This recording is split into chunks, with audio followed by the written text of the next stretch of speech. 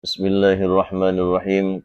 Alhamdulillahi rabbil alamin. Allahumma salli wa sallim wa barik wa azim wa kallim wa syarrif ala sayyidina wa habibina wa syafi'ina maulana Muhammadin sallallahu alaihi wa alihi wa sallam.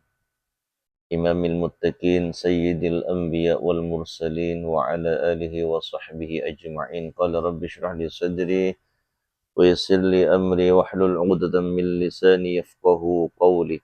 Wa qalu subhanak la ilma lana illa ma 'allamtana innaka antal alimul hakim. Alhamdulillah, hari ini kita akan melanjutkan pelajaran kita. Bismillahirrahmanirrahim. Qala al-mu'allif rahimahullahu ta'ala wa nafa'ana bihi wa bi'ulumihi fid dharain amin. Bismillahirrahmanirrahim. Qala rajulun li Abi Hurairah radhiyallahu anhu, inni uridu an ata'allama al-ilma wa akhafu an udi'ah. Faqala kafa bitarkika lil ilmi idha'atan.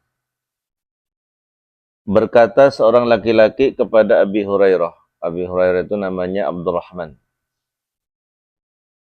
Kepada Abi Hurairah, salah satu sahabat terdekat Rasulullah Shallallahu Alaihi Wasallam yang mengumpulkan kurang lebih sekitar 5.000 hadis. Padahal kalau tidak salah Abi Hurairah ini bersama dengan Rasul sekitar 4 tahun aja ya, di kota Madinah. Dan Abi Hurairah ini adalah nggak punya istri dia. Dia hanya tidur di emperan masjid dan tidak bekerja, hanya ngaji kepada Rasulullah. Qala rajulun, berkata seorang laki-laki kepada Abi Hurairah radhiyallahu anhu. Seorang laki-laki itu menyatakan, inni uridu, sesungguhnya aku berkeinginan an ata'allamal ilma, untuk belajar ilmu. Wa akhafu an udi'ahu, dan aku takut kalau aku belajar ilmu nanti aku tidak mengamalkannya, atau aku tak nanti menyia-nyiakannya. Faqala, maka Abu Hurairah menjawab, kafa, cukuplah, bitarkika, dengan kamu meninggalkan, lil ilmi, kepada ilmu, idha'atan, dalam keadaan menyia-nyiakan. Jadi terkadang seseorang memang beralasan atau kalau ilmu gak bisa ngelakoni gitu, atau cari ilmu tapi tidak bisa melakukan. Jadi alasan itu adalah alasan yang tidak bisa diterima secara syariat dan secara rasional. Kapan kita akan berubah kalau kita tidak mempunyai satu pengetahuan? Ya, mempunyai ilmu tapi belum bisa melakukan, itu lebih baik. Itu yang pertama. Yang kedua, ketika kita mencari ilmu, status kita ya baik gitu. Saat kita mencari ilmu, status kita kan baik. Adapun kekhawatiran itu adalah bisikan setan supaya kita jauh daripada ilmu. Ilmu itu seperti cahaya yang mencahayai jalan kita untuk berjalan. Kamu punya motor tapi nggak ada lampunya, jalan malam, ya pasti tidak mau lah, apalagi kalau jauh gitu perjalanannya. Punya mobil malah mati lampunya, nggak berani jalan. Ya seperti itu. Jadi ilmu itu sebenarnya jalan kita. Nah, orang-orang yang on ya, yang tidak menggunakan akalnya dengan benar, ya walaupun punya ilmu, kalau nggak bisa melakukan ya sama aja misalnya. Yang penting saya bodoh gitu, daripada kamu punya ilmu tapi nggak bisa melakukan misalnya. Itu adalah percakapan-percakapan yang tidak menggunakan akal yang benar gitu. Jadi yang benar adalah saat kita berstatus orang yang mencari ilmu itu baik. Adapun nanti mengamalkannya ya minimal diamalkan oleh kita sendiri, walaupun tidak diajarkan kepada orang lain. Ya minimal kita punya cahaya sendiri di dalam kita berjalan kepada surganya Allah. Jadi seolah-olah kita berjalan menuju kepada surganya Allah. Dan berjalannya kita menuju kepada surga itu memerlukan cahaya. Kalau tidak punya cahaya, tersesat lawang gelap.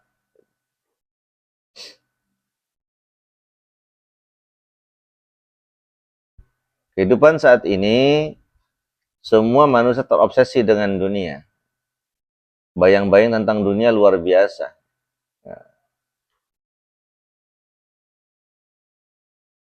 Dunia dapat menjadikan seseorang buta terhadap jalan akhirat. Maka karena itu, setidaknya kalau kita punya ilmu, ya punya pengetahuan, punya cahaya yang emang belum kepake gitu ya. Setidaknya nanti kalau betul-betul dalam keadaan itu darurat, ya bisa dipakai kan. Oh ya, saya sebenarnya ini mengerti. Benar gitu.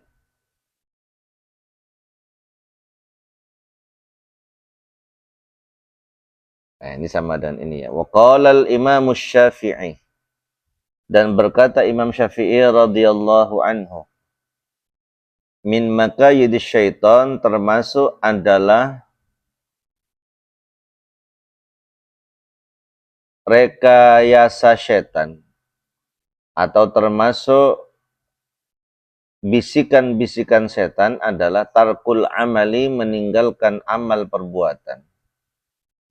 Khaufan, karena takut, min ayyakulan nas, takut dari perkataan manusia, innahu lamura'in, sesungguhnya dia itu orang yang suka pamer. Jadi takut melakukan kebaikan karena malu bukan tempatnya, atau karena khawatir dinilai pamer oleh orang lain. Kekhawatiran untuk dinilai orang, tandanya kita didikte oleh orang lain. Ya bodoh sekali kalau kita hidup itu mau didikte oleh orang lain, oleh masyarakat banyak, oleh temanmu, oleh handai tolanmu, dan lain sebagainya.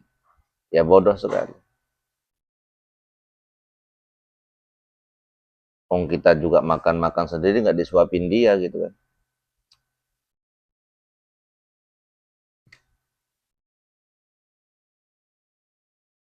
Khawatir distatuskan sebagai orang yang pamer. Ya nggak apa-apa, kamu murojaah saja di tengah-tengah teman-temanmu. Kemudian kalau temanmu misalnya memberikan isyarat bahwa suka pamer, ya memang aku pamer, emang kenapa? Masalah loh. Selesai urusan, ya kan?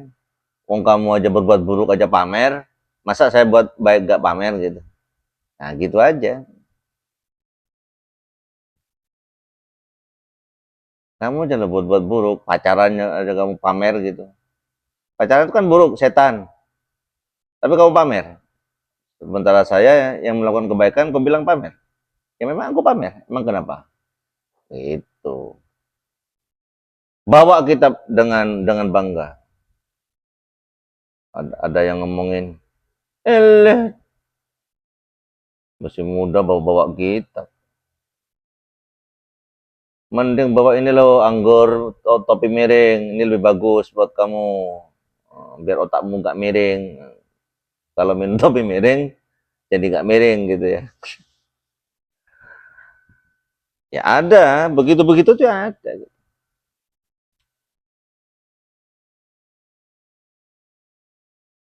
Khawatir distatuskan sebagai orang yang pamer, itu ya berarti itu masuk dalam kategori adalah rekayasa setan yang tersembunyi.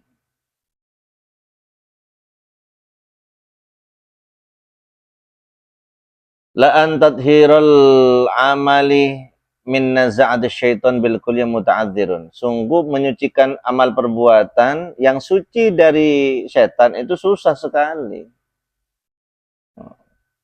Jangankan masih belajar, yang sudah jadi kiai, yang sudah hampir wali aja. Yang sudah wali pun ya tetap masuk itu. Tapi ditolak kan begitu. Setiap amal perbuatan baik mesti setan hadir.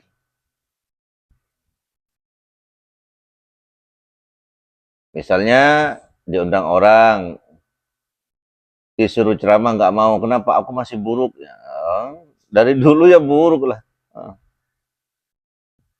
Nggak usah nunggu baik ya. Walaupun status kita masih buruk, tapi kalau diundang orang, ya berarti orang ngundang kan atas kehendak Allah. Datangi saja. Penuh dengan percaya diri, walaupun kita masih buruk. Gitu. Kapan kita baik? Ya saat melakukan kebaikan kan kita mesti baik. Toh.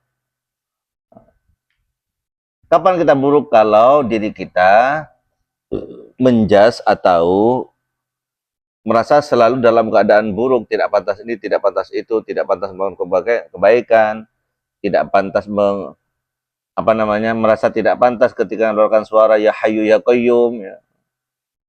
Merasa tidak pantas apa segala macam, merasa tidak pantas gitu. Nah kadang ada yang seperti itu, padahal itu adalah dari setan. Kalau rotipan diem aja, nggak keluar suara. Kenapa? Oh, malu. Buk, beda. Keluarkan aja suara itu supaya setannya lari gitu. Ini mana bersama sama setan, diem aja gitu.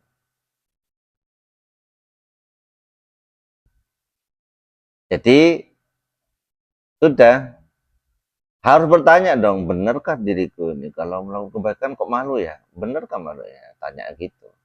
Dan jangan disimpan sendiri.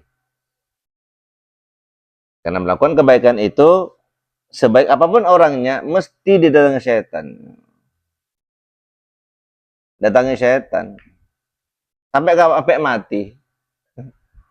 Nggak ada yang bisa selamat dari kedatangan setan. Terus begitu, ya. Jadi orang baik sulit, apalagi jadi orang lebih baik, ya. Bukan orang buruk. Jadi orang baik itu sulit. Adanya menjadi lebih baik, ya, tambah sulit gitu. Mempertahankan kebaikan itu sulit, ya.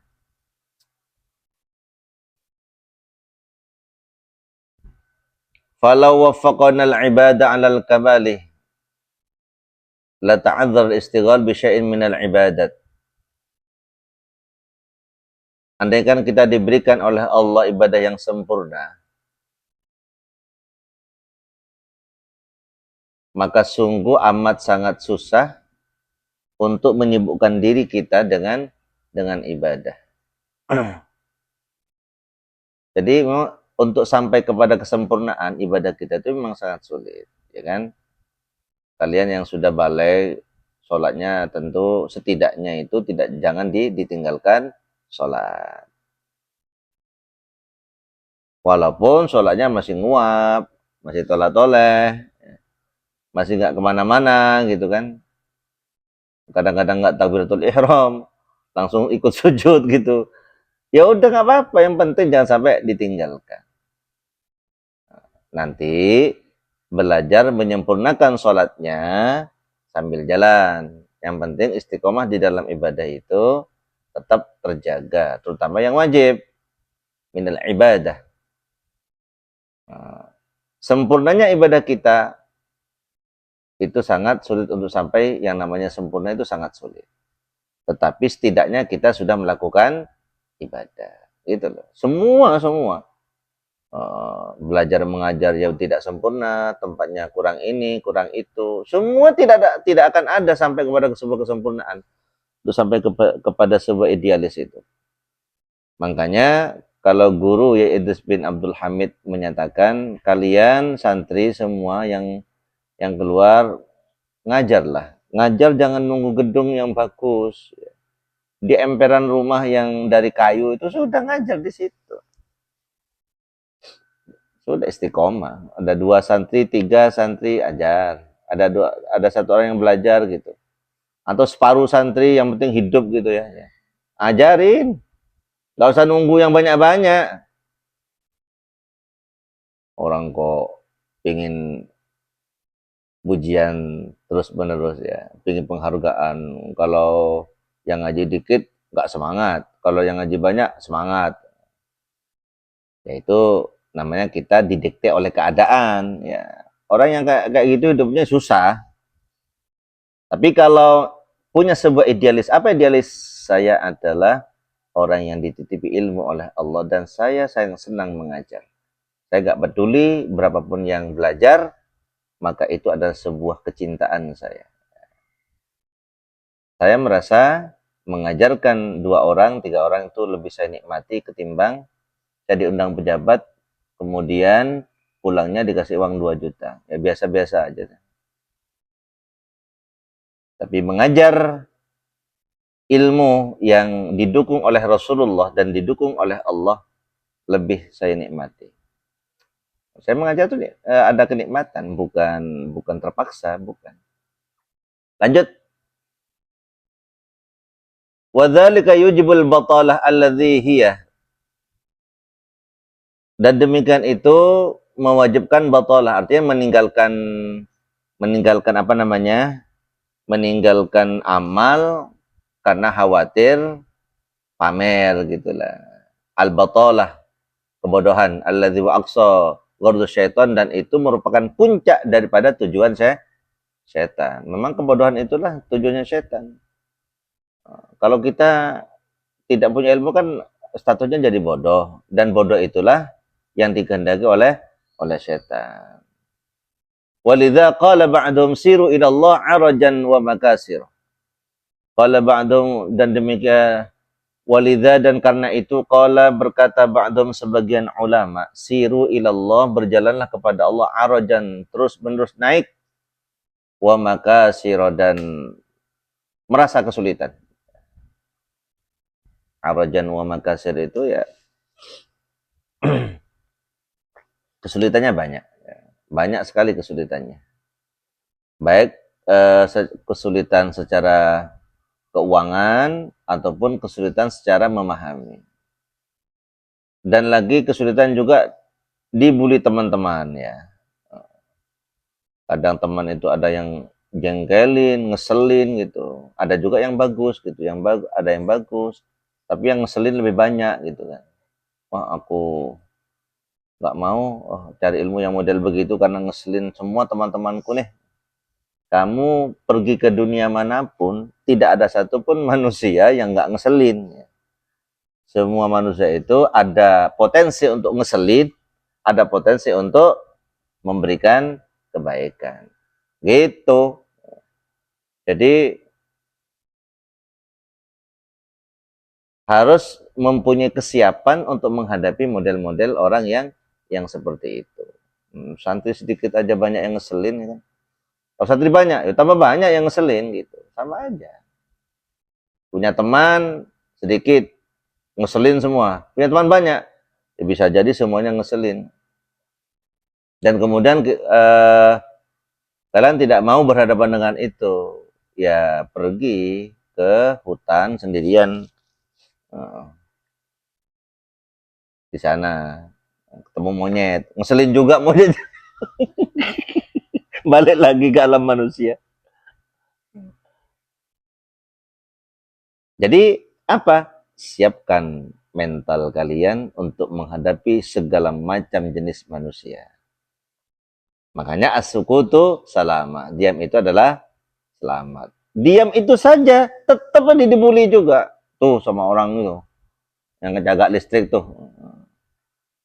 Siapa yang dibilang begitu? Saya dulu waktu ngaji digituin. Tuh jaga listrik tuh. Apa nggak pernah ngomong apa-apa, dia diem aja jaga listrik. Diem salah, ya kan?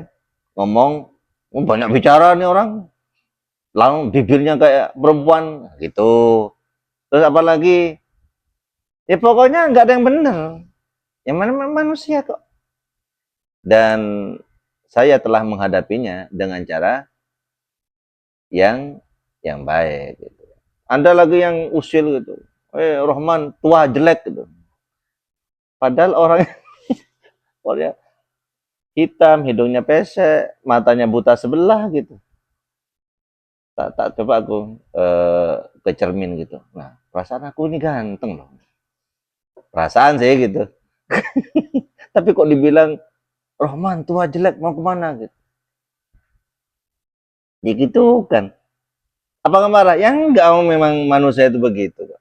Saya enggak marah. Biasa aja. Dia jalan ketemu orangnya ya biasa aja gitu.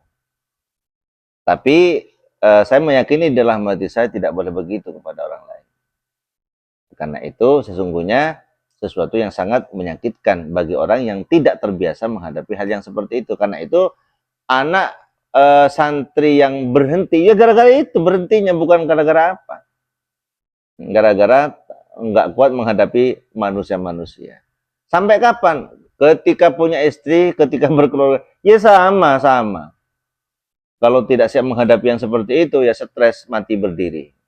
Makanya di mukanya itu tak tampak kebahagiaan, merengut terus ya kan, cepat tua akhirnya kan.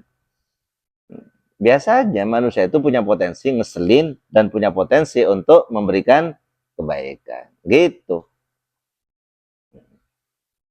Ada yang ngeselin juga ketika kegiatan ngap aja bawaannya. Nggak bisa melek matanya, nggak bisa melek. Ini tuh. Padahal kalau waktu main-main melek dia. Waktu kegiatan nggak bisa melek. Ini tuh. Kalau udah selesai, melek. Biasa aja gitu. Baik, kita lanjutin ya. Satu lagi nih, satu lagi. Wa qala Imam Syafi'i, dan berkata Imam Syafi'i radhiyallahu an, man ta'allama al-Qur'an. Barang siapa belajar Al-Qur'an. Nah, ini kabar gembira untuk kalian nih. Man ta'allama al-Qur'an, barang siapa belajar Al-Qur'an, azumat. Al-Qur'an itu bukan hanya sekedar Al-Qur'an membaca ya. Belajar kitab, yaitu belajar Al-Qur'an dari sisi fikihnya, dari sisi pemahamannya. Belajar fikih termasuk belajar Al-Qur'an gitu. Belajar Syiarus Saliknya belajar Al-Qur'an itu sama itu. Man ta'allama al-Qur'an, barang siapa belajar Al-Qur'an, azumat, maka akan menjadi besar qimatuhu, harganya. Harganya menjadi besar ya. Jadi dia mempunyai harga diri maksudnya. Oh iya beneran loh, Rek. Beneran ini betul ini. Kalau kalian hafal Quran tuh beda, muka kalian tuh beda. Belum hafal Quran culun ya kan. Setelah hafal Quran beda, berwibawa dia. Atau berwi atas ya kan. Wibawa nggak punya ya wi atas kan. Berwibawa. Ya, kalau belum hafal Quran ya culun banget gitu. Setelah hafal Quran apalagi paham, wah, berwibawa. Wah, itu dulu anak yang culun sekarang kok berwibawa kayak gitu ya. Jalannya elegan gitu ya. Kayak dulu-dulu culun banget ya. Ya begitu. Kamu tidak tahu kapan kamu dihormati orang. Kamu tidak tahu kapan orang-orang memandang kamu sebagai orang yang punya harga. Ya setelah bawa Quran itu baru ketahuan. Wa man ta'allama al-fiqh, dan barang siapa belajar fikih, nabilah atau nabalah, maka akan menjadi indah qadrahu, derajatnya. Jadi nabilah itu artinya indah ya. Agung juga bisa. Waman katabal hadis qawiyat hujjatuhu, barang siapa menulis hadis qawiyat, maka akan menjadi kuat hujjatu, hujjahnya. Makanya di sini ya belajar Quran, ya belajar fikih, ya belajar hadis, ya belajar segala semua. Waman ta'allamal hisab, dan barang siapa belajar hisab, belajar matematika atau astronomi dan lain sebagainya, jazala ra'yuhu, akan menjadi penuh pesona atau akan menjadi agung ra'yuhu, pendapatnya. Jadi kalau orang cerdas di dalam ilmu matematika, maka dia akan mempunyai satu rasionalitas yang baik, yang pendapatnya itu tidak bisa dibantah gitu. Kenapa? Ya karena berdasarkan hitungan-hitungan. Makanya jangan membenci guru matematika gitu. Kalau kalian membenci guru matematika, kalian pasti sulit untuk belajar matematika. Kalau kau ingin cepat paham matematika, cintai dia. Bawain dia permen ya. atau singkong goreng. Boleh juga. Apa saja yang membuat dia senang. Apapun yang kamu senangi. Jangan sekali-kali membenci gurumu yang ngajar. Ya. Kalau ngajar, kalau kau benci, ya sudah belajarnya. Contohnya saya sendiri. Saya paling benci guru bahasa Inggris. Sampai sekarang sulit belajar bahasa Inggris. Susah sekali. Sudah kursus 2 minggu, 3 minggu, nggak dapat juga. Capek rasanya belajar bahasa Inggris. Kenapa? Kualat gurunya. Nah, karena itu kalau kalian apa namanya berkeinginan sesuatu yang ngajarin, ya, jangan dibenci. Kemudian waman ta'allamal arabiyyata, dan barang siapa belajar bahasa Arab, raqqa tab'uhu, maka akan menjadi lunak tab'uhu, wataknya. Wataknya pasti santun dia. Wal man lam yasun, dan barang siapa tidak memelihara nafsahu kepada dirinya, lam yanfa'hu ilmuhu, maka ilmunya tidak akan memberikan manfaat. Artinya ilmunya tidak akan berguna kalau dia tidak menjaga diri, tidak menjaga akhlaknya, tidak perangannya tidak baik, karena akhlak itu di atas ilmu pengetahuan. Seberapapun besar ilmu, seberapapun dalam ilmu yang kita miliki, ketika tidak dibarengi oleh akhlakul karimah, maka ilmu itu tidak akan pernah berguna apa-apa. Kita akhiri dan baca hamdalah. Alhamdulillahirabbil alamin.